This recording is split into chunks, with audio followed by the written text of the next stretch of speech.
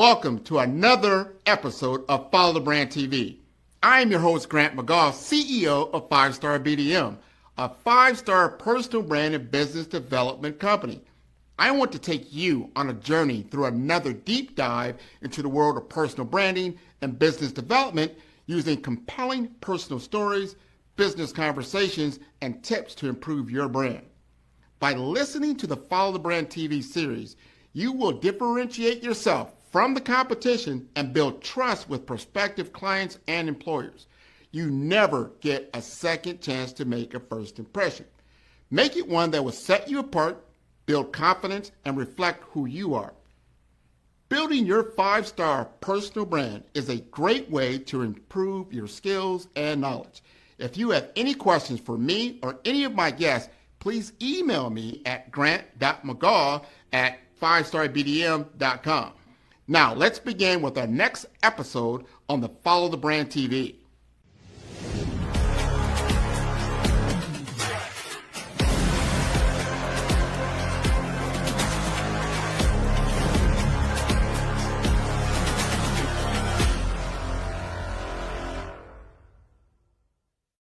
Five-Star BDM, Brand Development Masters, is a professional consulting and advisory group keenly focused on business development services for the small to mid-sized business and entrepreneurs. Although every business is unique, they often share business development challenges that can be addressed through smart branding. Services include process improvement and operations, digital strategy and transformation, business intelligence, digital marketing, and personal branding. Our business and personal branding company has helped a number of professionals and organizations to optimize and grow. This results in more business, more opportunities, better reach, positive outcomes. Visit www.5starbdm.com today to learn more. 132 miles per hour and $6.5 million in debt. This is not just a race. It is the story of relentless drive. Ed Rahill, CEO, author, and record holder, recounts, "We were really out of the whole race at that time." But he did not quit. 35 hours and 46 minutes later, Ed set the record for the fastest cross-continental endurance road race, averaging 132 miles an hour from Boston to San Diego. Behind the speed, Ed faced a different kind of race, $6.5 million in debt. "I had people who quit their secure jobs to work for me, and I wasn't paying them." The pressure was immense, but so was his resolve. Ed asked himself, "If I quit now, how will I feel 10 years from now?" For him, resilience equals legacy. He chose to hang in, determined to see it through. Life is like a mile relay race. Run your leg, then hand your baton of wisdom to the next generation, embodying the relay race theory of leadership.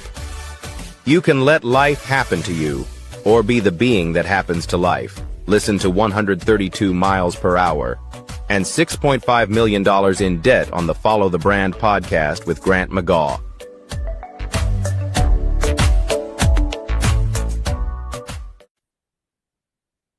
I want to welcome everybody to the Follow the Brand podcast. We are going to have a unique show today. I want to welcome everyone to an experience on both sides of the ball, the personal world and the business world, and the convergence of how they come together. And I call the life and times of Ed Rahill. He's going to convey to us his story, some of his experiences that I think will help the audience to grow and move forward. And before I keep going on and on and on, let's get him introduced. So, Ed, you like to introduce yourself? Thank you. Grant, it's an honor to be here and talk to your audience. I'm Ed Rahill. I'm the author of 1 Mile at a Time, a project that I've been on for a number of years, and I plan on taking it to the next level. And I'm thrilled to have the opportunity to talk to you about it.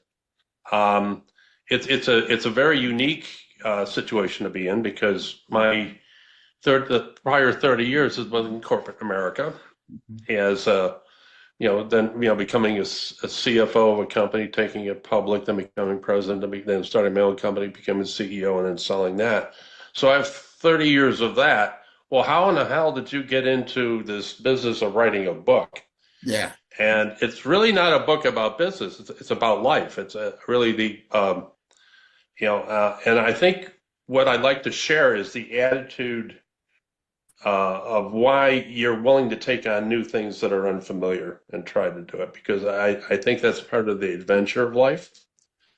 And so that's, a matter of fact, the heading on my book is 1 Mile at a Time. It says the memoir of the last great American road race and the adventure we call life. So I even have that in the title. I'm love to lay it out for you. What would your audience, how would you like to set this up so that I can Well, immediately get to the heart of it? that's a great question of itself, because you piqued my curiosity in what you're doing, why you do it, and that is really the purpose of this particular episode. That's what the Follow the Brand is all about. I love that you have a background as a chief financial officer. You speak finance. You know, finance is the language of Yeah. business. So I'm into the personal brand, business development, investment banking, which you tick all three of those boxes. But the personal brand is the story of yourself. Now, you've done some things around, I call it from Le Mans to life lessons, where you've shared the watching, which I found this intriguing, 1966, 24 hours of Le Mans that sparked your passion for endurance racing. My question is this: what about that race lit the fire in you as a young boy, and Yeah. how has that passion shaped your life since? I grew up in an automobile company. I grew up, my grandmother was the first woman ever to own and operate a Ford dealership in the United States back in the 30s. My grandfather and her, had two nickels and a dime to get started, and he was 36 or 34 and then convinced Henry Ford in the 30s to let him explore getting a dealership in Western New York. He ended up doing it, and the long story here is that he actually got it to where it was running, and then at 36, 37, he died of appendicitis. People died of that stuff back then. Wow. So my grandmother had to take over with four kids.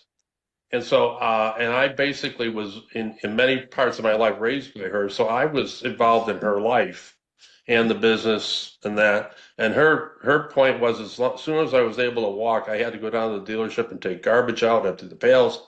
But what we're talking about, and by the time I was 12, I was big enough or old enough to cut the grass.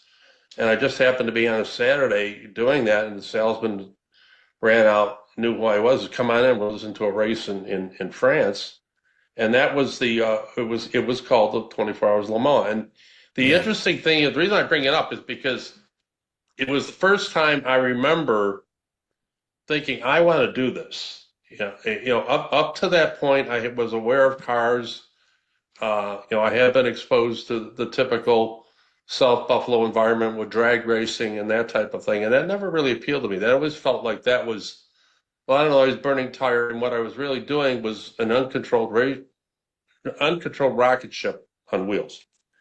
And at that time, NASCAR was being born, and again, Ford was a big in NASCAR. And so I used to watch that, but after a couple hours of watching it on TV, I got bored with what they were going. They just spent 2.5 hours turning left all the time. It just seemed to me that where is this, And Le Mans is a 24-hour endurance race where you drive nonstop. Well, you trade places with a partner every 4 hours, but you drive nonstop, and the objective is to see the one who can go the farthest in 24 hours is the winner. And it was over open roads that people drove on, in France all the time. They just closed 8-10 miles off for the race. And that seemed to me what was most fascinating, the being able to get out there and drive in a real driving environment, not a racetrack. So that kind of got it going. Let me ask you this. That's Yep. you park. I'm getting a memory from the 60s, and I remember seeing I think it was a movie, and maybe it's that movie that came out that there was a road race, and they were just, and it was a comedy. I think it was a comedy at the time. This is going to lead right into that. Yeah, yeah, You're yeah. thinking So I'm on about the right track, right? You're thinking about the Burt Reynolds stuff, which was the Cannonball Run, the Gumball Rally, and I think the other one was Smokey and the Bandit.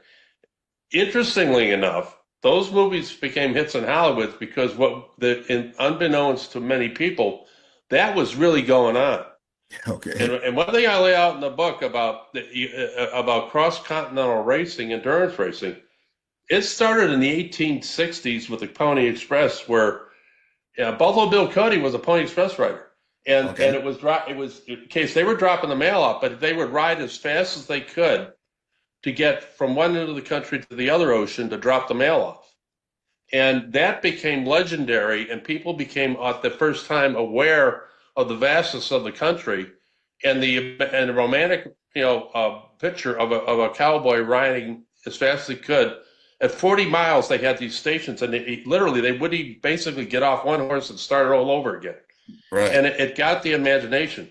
Unfortunately, we had the Civil War, and that went away. But after that, and there's a method to my conversation here. So now go right ahead.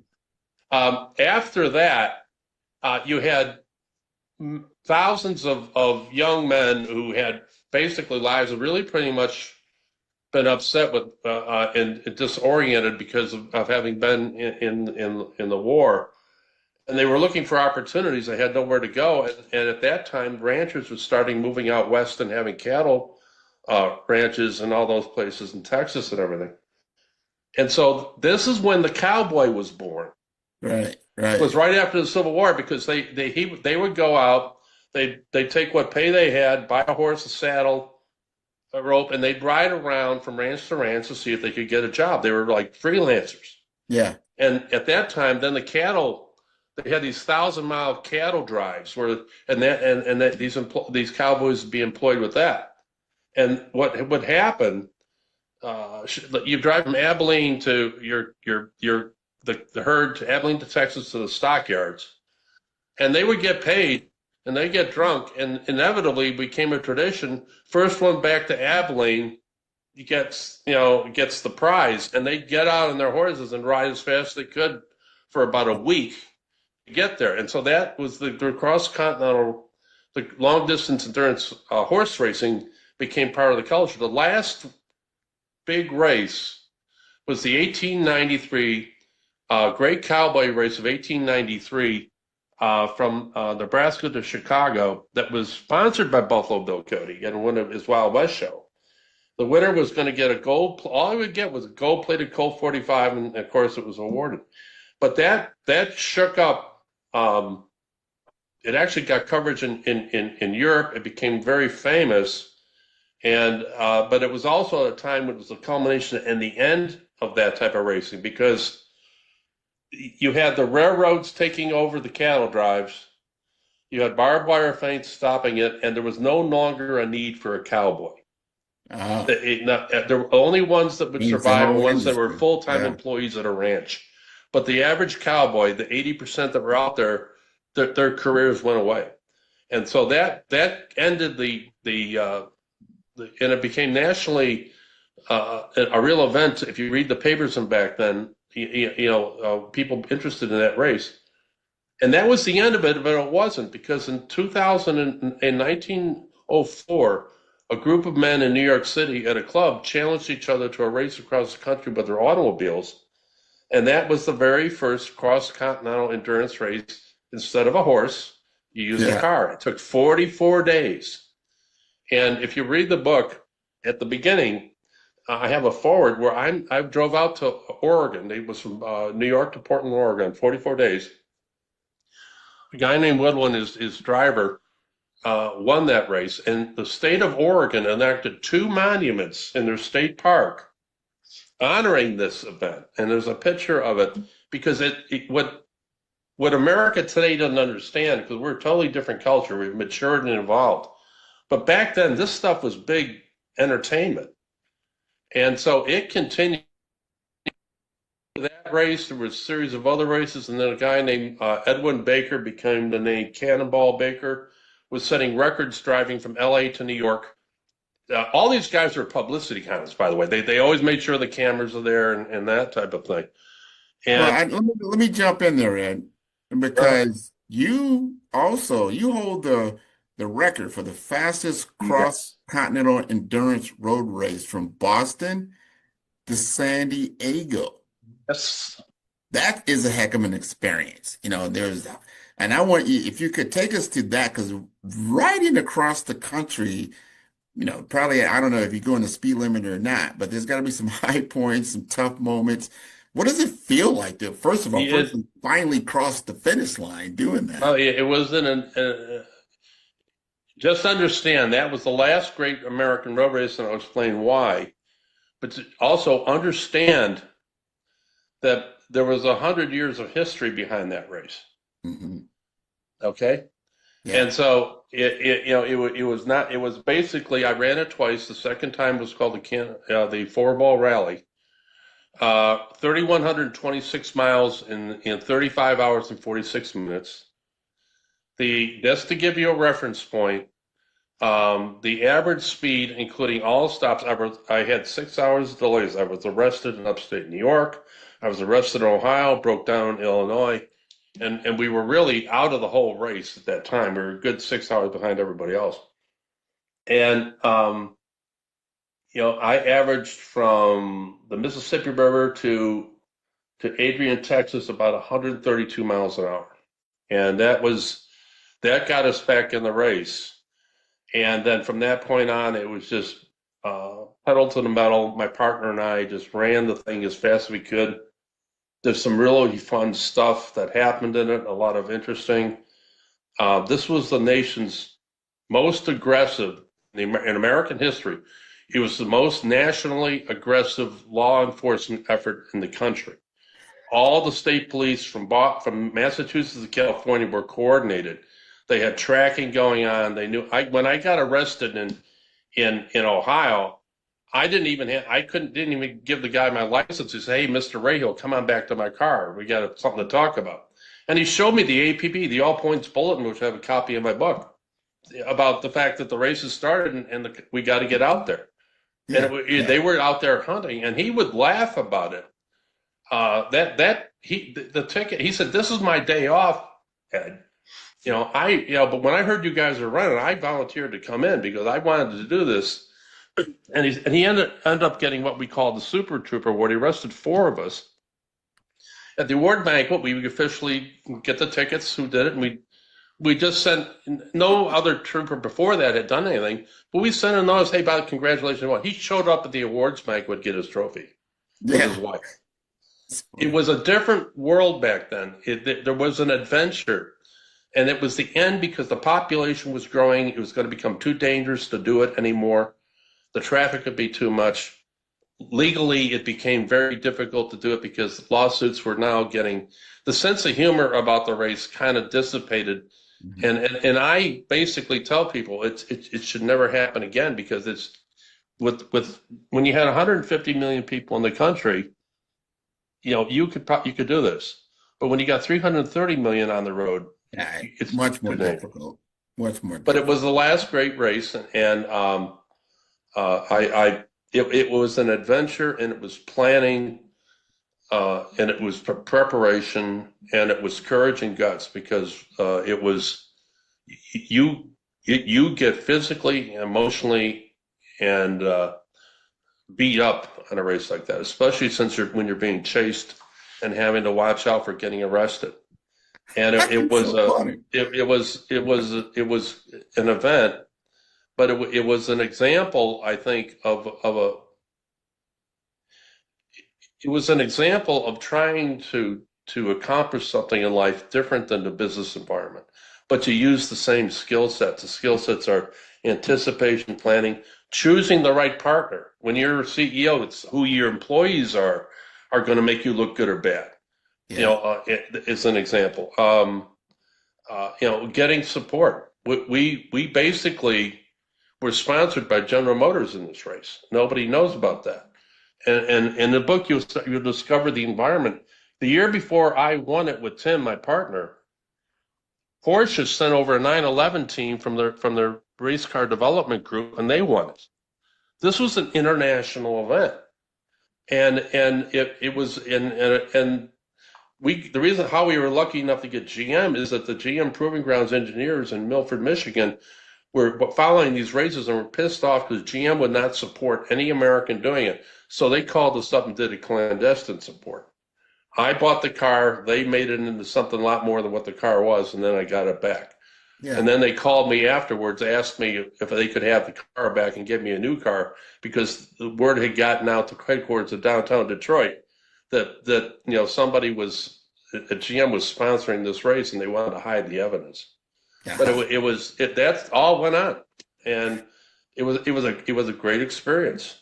I tell you what, now you got some family history around this. I mean, you made a promise, I think, to your grandmother that you're going to break the cycle of broken dreams. Yeah, And that is a huge dream. So how did you keep that promise? And I think that this is a story of America too, because all of us, if we go back far enough in our family history, we have really very difficult times. My great grandmother came over from Ireland at 14 and left her family, never saw her family or siblings again, and was sent to Buffalo, New York to become a maid in a house on Delaware Avenue, and that's how she spent her life. She had my grandmother as one of her kids, and at the age of, she only got a 5th grade education because the family needed her to go out and work to help support the family, and her job in South Buffalo was to walk the railroad tracks to collect coal. And she said to me that this was a good job. She'd be able to sell the coal and be able to bring some home for cooking and heat. And that was the environment, but none of her generation and prior generations, including my mother, who basically had to work and give up her dreams of travel and becoming everything. She was a single mother, got a divorce. She would say to me, the entire family is a history of broken dreams. Nobody, your great grandmother, myself, your mother have never been able to pursue the dreams. They had to pursue the responsibility. I'm asking you have the opportunity now to break that string of broken dreams for your family going forward. And that was really the driver in my life, one of the drivers that caused me to continue to pursue a career. I never pursued a career for the money. I never pursued a career for that. It was really to try to establish myself as a solid platform for the next generation. And key to the book, you'll see it in the back, I use an analogy, and you're going through my high school years, including athletics and sports and football. But at the end of it, I say what I've learned. But I wrote this book, and I wrote it because I wanted to tell the remaining generation that life is like a relay race. Mm-hmm. It's like a mile relay race. And there are runners who run their leg before you, and there are runners that are going to run it after you. And when that runner who before you, hopefully your ancestors, when they come to turn, they're handing off the baton of wisdom and experience to you. And your job is to run that damn thing as far as you can. Yes, you do live for yourself. Yes, you do try to become as best you can be. But there's going to come a time when you're doing the 4th turn, coming in the last 100 yards, where you got to start thinking about handing your baton off to the next generation. And that's the theme I'm trying to get in the book, in the driver. I want to tell, because people say, well, do you mean you have to give up things for the next? No, you don't. You need to grow and become the best you can, but you have to have the attitude that you do have the responsibility to help the next generation to become better than you. And that is what handing the baton off is. So I wanted people to understand that, being in it for your life, for yourself, in growing and living your life is good, as long as at the end of it you understand that the knowledge you gained you want to give to others, and that's where it's really important, because sometimes I think people don't understand about their responsibilities to other people in your family. Your responsibilities is I don't have it in the book, but I'm standing in my home office, my 12, 13-year-old son screaming and crying at me because I'm on his case about something that he dropped the ball on. He says, all you want me to do is become like you. And I said, no, I want you to become better than me. That's what I'm breaking you up for. And that's the way I like being That's a parent. mic That's drop the moment attitude. right there. That's Better. I mean, that's the responsibility of that further generation, and that's what we always look at. Maybe it's a tall order, but you got to be better in what you're doing, your zone of genius, what you've been doing. And like you mentioned, now you've been the CFO of ITC Holdings, CEO of Gridlands, which is a Blackstone company.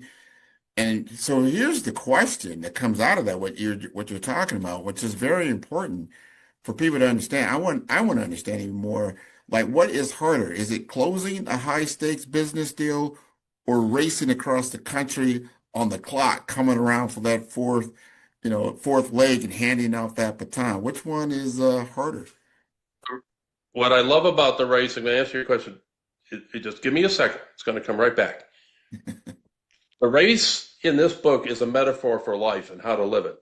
Because every time we pursue anything in life, I guarantee you, at least half the time, if not more, you're going to get slammed and knocked down, and you're going to not think you can do it.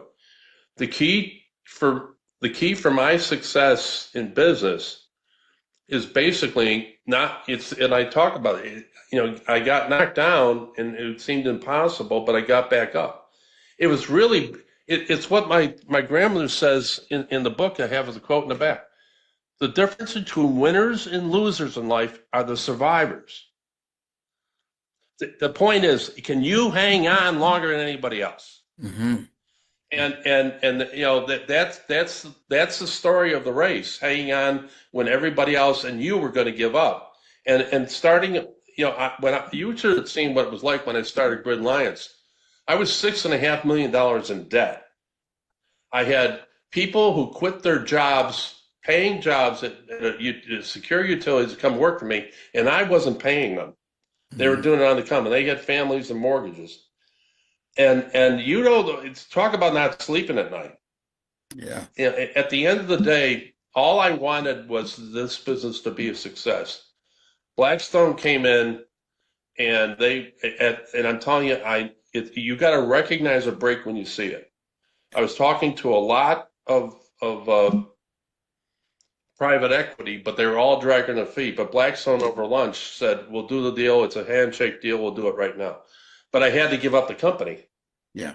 I was CEO and I get a little stock, but I had to give it up. They owned it. But what did I get out of it? I got a chance to build a company. I had a dream. I really didn't have a big economic stake in it anymore, but I got to pay my people and I got to pay off my debt so I don't go bankrupt. And I was that freaking close. And willing is hanging in there that one more time. You come so close to are just a razor thin moment. And I know this because there's times in other ventures that I gave up on and I regretted it because I realized that I just didn't hang in. But every success that's worked out in this book and in my life is hanging on that last one moment and not giving up. And so that's something I would like my kids to know, and I'd like the next generation to know. I do feel that our Gen Z group is just a little bit entitled and not understanding how they're going to run into problems when they get older. I just want them to understand. They don't see it now. But man, you live life. No, life is never going to be. You don't know until you know. But are you prepared for the race? Just like you just stated, are you prepared? Because if you keep thinking it's smooth sailing and you don't realize, what comes after summer and fall is winter. I mean, that's just the cycles of life. It's going to happen. It's just a matter of timing and what that's really going to look like. You have spoke about one of my key principles in my framework, which I call the BRAVE framework, and that's resilience. You've got to have resilience. You got to prepare yourself and understand it. You're going to go through some things that aren't all that pleasant, but you've got to set a goal, whatever that goal is. To your point, man, going to bed at night knowing you're $500,000 in debt. You got people that are depending on you to finally pull it through. And at the end of the day, when you don't even see it, you come around the corner and there's some daylight. Blackstone with some daylight. And then you're like, I got to hand that baton off like right now. And then get to the other side of what this journey is about. That's what I call the endurance in American culture, the endurance racing that you've done. And you just pointed to that unique role in the United States culture, history. I think you gave a great history lesson that I did not know, just going from Boston to San Diego. I want to understand, like, what do you think people are so fascinated? Why would they be so fascinated by this story? And what does it symbolize to you in the big picture? It's a unique American cultural event that many Americans, unlike other societies in the world, Europe, you just go over to, nobody thinks they can do anything. They feel they have a role to play and that's it. Mm-hmm.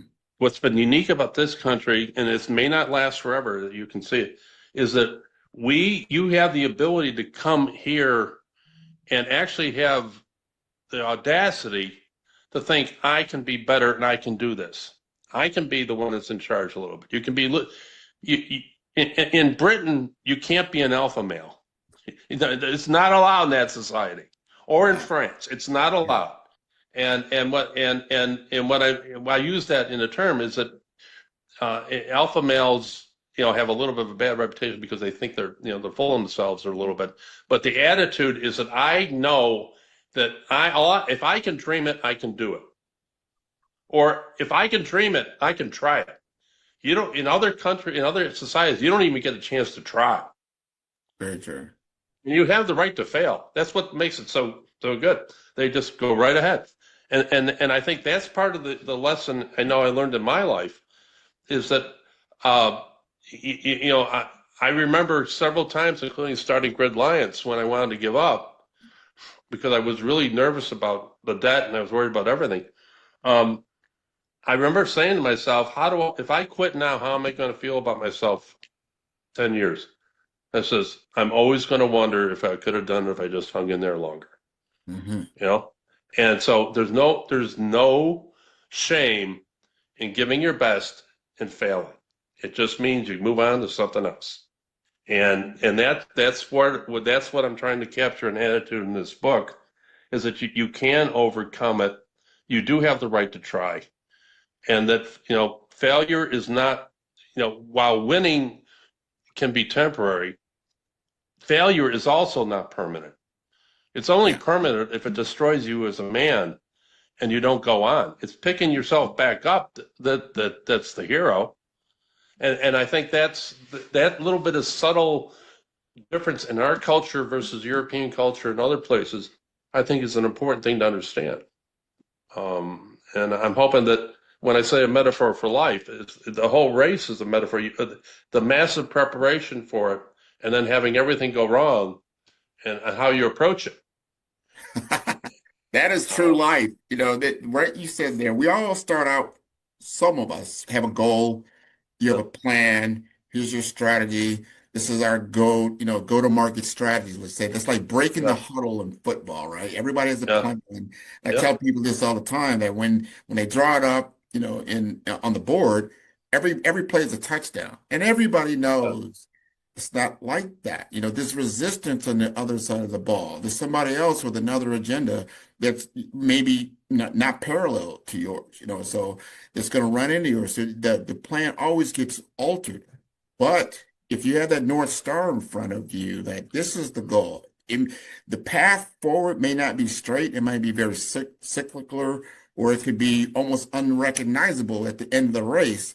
But at the end of the day, you always learn something from your journeys. I like what you have taken us through for the last half hour or so, and taking us from an endurance race, something that was fun. You took us to the past, you took us into the present, and then you took us into the future.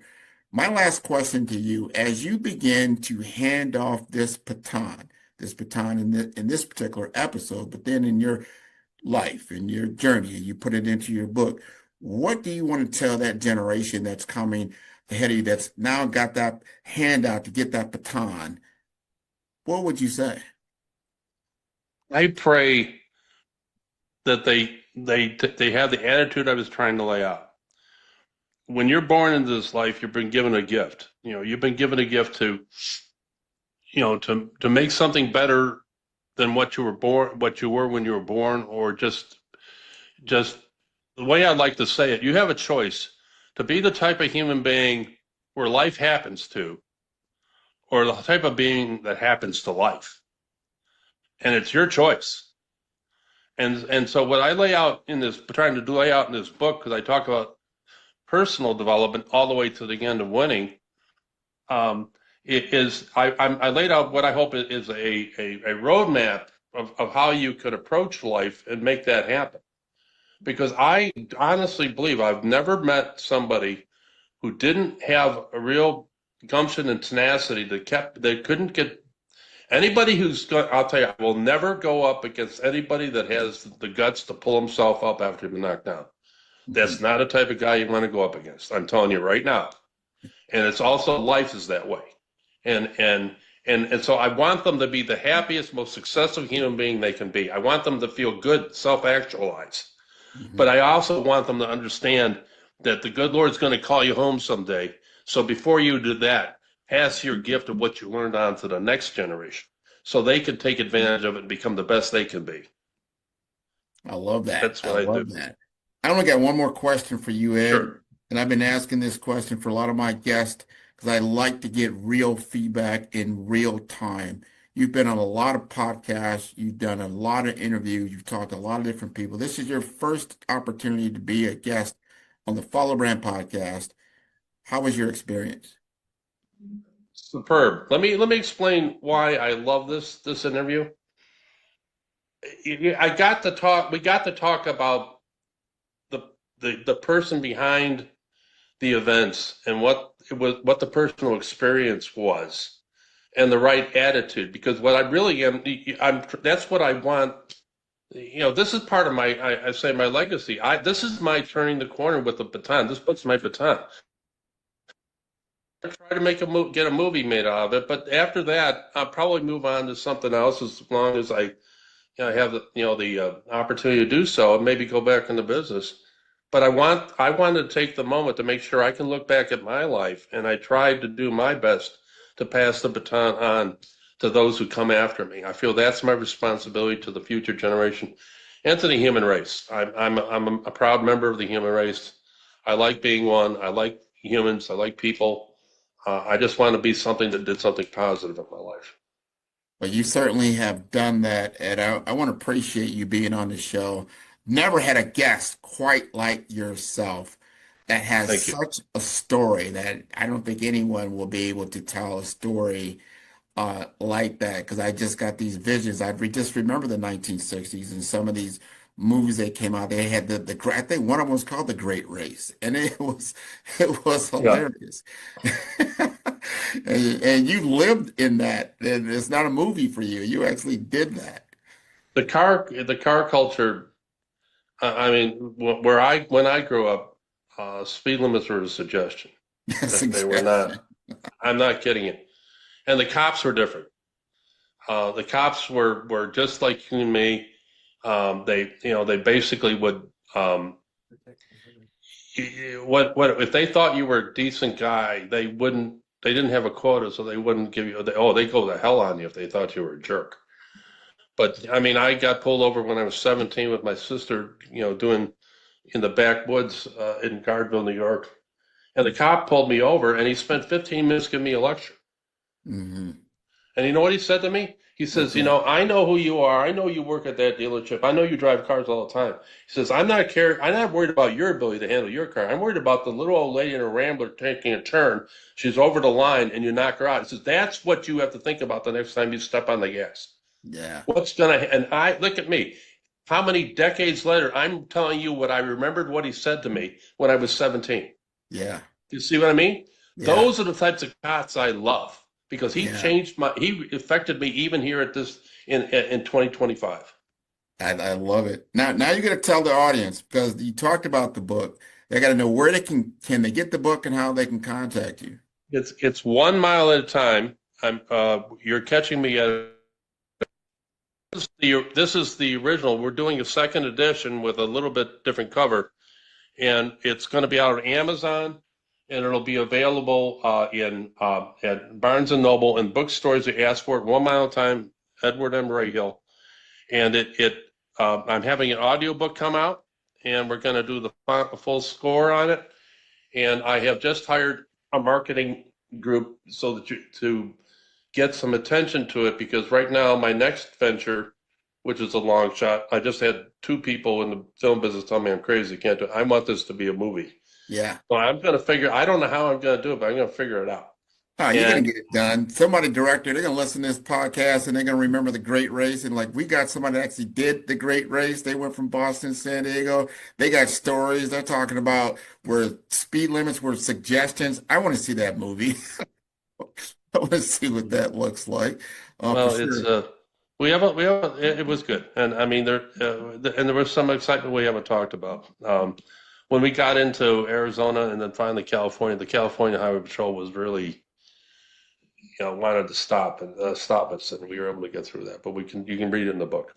That's why Thank we're you. going to see the movie. But I want to thank you again for being a guest on the Follow Brand podcast. Encourage your entire audience to see all the episodes of Follow Brand at 5-Star BDM. That is the number 5. That is star, STAR, BDM, B for brand, D for development, Informasters.com. I want to thank you again for being on the show. And thank you for the opportunity. I really, really appreciate it. This has been fun. Thank you. All right. Fun for me as well. Thank you. Man, who's your favorite podcaster? Man, Grant, man. I love Grant's podcast. Well, who's Grant? I'm going to send you the link. I love Grant. I love the interview. I've done a lot of these, and this is a great one. It's always great to talk to people who know what they're doing, and it's clear you're a great host, and you've done this many times before. I feel great that we're having this conversation here.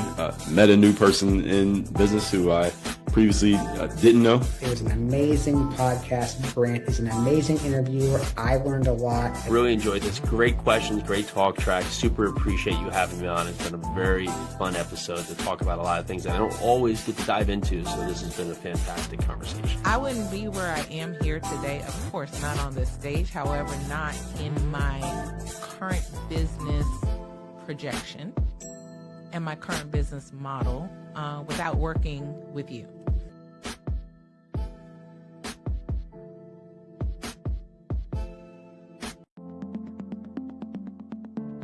The difference between influence and legacy, it's the platform that carries your voice. You're not visible because you lack talent. You're visible because your brand doesn't speak. I've built 5-Star BDM to change that. Most leaders have the expertise, but not the presence, the vision, but not the vehicle. Across 3 cities, one brand is helping leaders rise above the noise. Here in the heart of Omaha, strategy isn't left to chance. It's engineered with precision. In Omaha, we engineered your Zacna brand, AI-powered, data-driven, precise. TISA went from a local nonprofit to a national speaker in 90 days. We don't guess your brand strategy, we build it. On the shores of St. Croix, your brand takes on depth and meaning, shaped through curated retreats and legacy experiences. In St. Croix, strategy becomes soul. Our retreats don't just refine your message, they rediscover your mission. One founder rewrote his entire company story here. Funding followed 30 days later. This is where leaders remember who they were meant to be. In vibrant Miami, momentum meets amplification, transforming your voice into a movement. In Miami, your brand becomes a movement. Business development accelerators, audience building. Joy came with an old website and an outdated company name, but she left with 5,000 followers and a waiting list. This is where you scale with soul. 3 cities, 1 mission. Your legacy ignited. It started with a thread. Let's pull it together. Stop blending and start leading. 5-Star BDM, where legacy is engineered, embodied, and ignited. Visit 5starbdm.com and book your brand audit today. In today's fast-paced financial landscape, access to capital is the key to success. At the heart of this revolution is Case Capital Markets, powered by SETI Case. Here, innovation and investment converge, creating a dynamic environment where businesses can thrive and reach new heights. Introducing Grant McGaw, the senior advisor at Case Capital Markets. Grant is a visionary leader, dedicated to connecting businesses with institutional capital and strategic funding.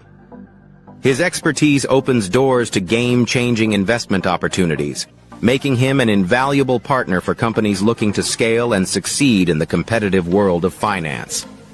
With an impressive 25 years in technology, 9 years in healthcare, and 6 years in investment banking, Grant McGaw has a proven track record. He has successfully closed over $500 million in high-value transactions, seamlessly bridging technology, healthcare, and infrastructure with innovative financial solutions. His experience is a testament to his ability to drive success. Case Capital Markets offers businesses direct access to over 32,000 venture capital firms, private equity funds, family offices, and institutional investors. This network empowers mid-market companies with under $100 million in revenue to scale beyond their limits, unlocking unprecedented growth potential. Debt, equity, growth capital, public offerings. These are the building blocks of the future of capital access. Whether you're scaling a business, seeking investment, or exploring market expansion, Grant McGaw is your trusted partner. Together, you can unlock capital and create long-term financial success. The future belongs to those who take action. Are you ready to elevate your business?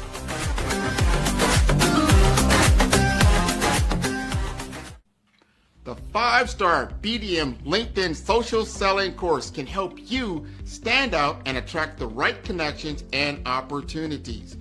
We will help you professionally create your profile, provide personalized recommendations for improvement, and help you create and share engaging content to help you showcase your skills and expertise. Our 5-step course makes connecting with industry experts, finding job opportunities, and building meaningful relationships easy. Social selling can be an effective way for you to generate leads and close deals, but it does have its challenges. Our course will help you solve the problems associated with digital networking. If you need help personalizing your outreach and messaging, which can lead to low response rates and a lack of engagement. If you need help targeting the right prospects, this course is for you. With so much noise on social media, it can be challenging to cut through the clutter and get your message in front of the right people. Our course will personalize your messaging using our targeting tools and research. You can identify and reach the right prospects. We will also show how to deliver high quality, valuable content that attracts and engages prospects and clients.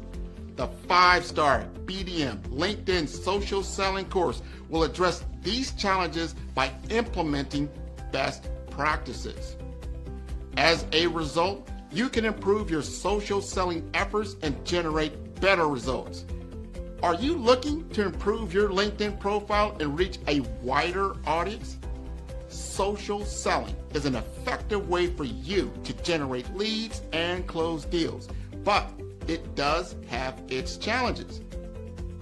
Some common problems we saw with social selling include lack of visibility. If your profile is not optimized or you're not actively participating in groups or sharing content, it can be difficult to get noticed on LinkedIn. Number 2, lack of personalization. Some businesses struggle with personalizing their outreach and messaging, which can lead to low response rates and a lack of engagement. Also, difficulty targeting the right prospects. It can be difficult to identify and target the right prospects on social media, especially if you don't have access to robust targeting tools. And number 4, outdated content. If your LinkedIn profile or content is not up to date, it can give the impression that you're not actively engaged on the platform or that your skills and experience are not current. And lastly, poor quality content and not leveraging video and picture to convey ideas. To solve these problems, the 5-star BDM LinkedIn Optimization Social Selling Video course will help you focus on personalizing your outreach and messaging to better connect with prospects. In module number 1, the foundation, we will help you create high quality, valuable profile that will attract and engage. In module 2, the story, optimizing your LinkedIn profile to make sure it is complete, accurate, and visually appealing. In module number 3, the experience, using your targeting tools and research to identify and reach out to the right prospects. In module number 4, engagement, establishing a consistent follow-up process to nurture leads and build relationships over time. And lastly, in number 5, execution. Understand the metrics to help you measure your brand effectiveness. By addressing these challenges and implementing best practices, you will improve your social selling with the 5-star BDM LinkedIn Optimization Social Selling course. Listen to what others have said about 5-star BDM. Grant, I'll tell you why I'm here, right? I'm here because I love your brand. When we started chatting on LinkedIn, we connected. I checked you out and I go, man, this guy knows what he's talking about. You were definitely instrumental in helping to shape that knowledge of who I am. Because at first I thought, well, I am an actress. I am a writer. I am a producer. I am a speaker. And so I said, well, I must be a creative communicator. I know that there is a narrative thread here, but you nailed it when you said you are a storyteller. So you brought it all together in this cohesive title. Sign up today to improve your social selling opportunities. Are you searching for a website that truly reflects your mission and vision? The 5-star BDM Website Services portfolio, led by Grant McGaw, transforms ideas into impactful digital platforms for personal brands, nonprofits, and small businesses. Each project in our portfolio tells a unique story. From JADICC, a infection control expert organization with professional polish, to Ekaba World Community, a dynamic hub for events and memberships, and Pink Lotus Project, empowering women with donation and program features, every site is crafted using our Brave branding framework and mobile-first development. Our portfolio is more than a gallery. It highlights project context, purpose, and measurable outcomes. We demonstrate brand consistency, strategic user experience, and deliver results that build trust and drive engagement. A world-class portfolio proves capability, sets you apart from competitors, and positions you as an authority. It is your most trusted sales tool and reputation asset. Ready for a website that leads with purpose? Book a discovery consultation or request a brand audit today.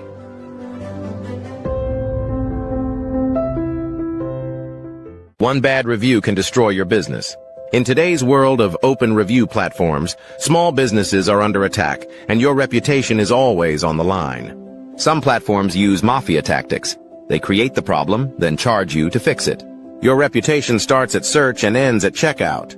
But what happens in between? What if I told you your worst reviews are actually your greatest opportunity?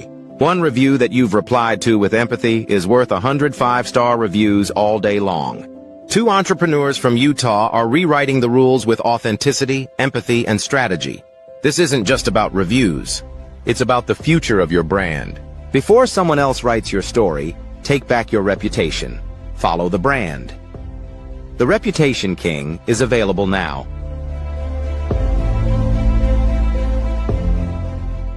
What if leadership wasn't about titles, but trials? What if your breakthrough lay beyond fear? In First Light, The Brave Path to Authentic Leadership, Embark on a journey of courage, truth, and purpose. Face the wolf. Hear first thunder. Wield the sword and shield. This is more than a book. It's a calling. Are you ready for first light? Healthcare is evolving rapidly, and future leaders must adapt swiftly. Dr. Sandra Dunbar Smalley shares her journey from clinician to chief learning officer, highlighting the essence of modern leadership. Transitioning from the clinical floor to the executive suite requires more than just expertise. Dr. Dunbar Smalley emphasizes that leadership today isn't about having all the answers. It's about fostering environments where innovation, learning, and human connection can thrive. While mentors provide invaluable guidance, sponsors are crucial for creating opportunities. Dr. Dunbar Smalley underscores the importance of both in navigating the path to leadership. Many leaders, including Dr. Dunbar Smalley, experience imposter syndrome. Yet, they continue to step forward, embracing challenges and growing through them. Discover the 3 pillars transforming healthcare leadership: leading self, leading others, and leading results. These principles guide leaders in creating impactful change. Don't just listen, lead. Subscribe now to Follow the Brand podcast. Sometimes when you have a particular skill set, you may not even feel you can move in different avenues, but someone will see that. So I think there are 2 camps of people: those that really want to climb that ladder and they're very eager to do it. And then there are those that I call the reluctant leader, where doors may be open and you have to choose whether you're going to go into them. And so I'm in that second camp where I've really just accepted and felt very blessed that people have said, I'd like to give you this opportunity.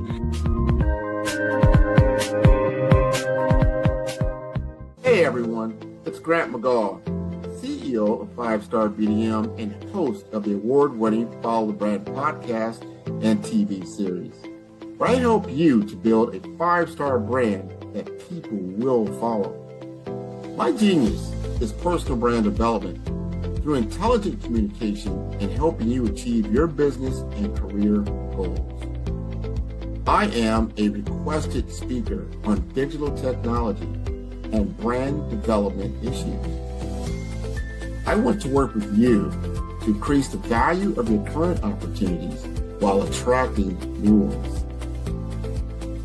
Every one of you is unique, and we all share challenges that can be addressed through smart branding. As a super connector, I work with you as an executive coach to guide you along the complicated business and career development road, providing the enhancement tools and information you need to succeed. Together, I will help you succeed in today's challenging business climate. I will evaluate and measure your progress. Best of all, I am right alongside you every step of the way. Build the brand called you. Genius is coming. Tune in for our next show or click on our website at www.5starbdm/followthebrandtv. Thank you.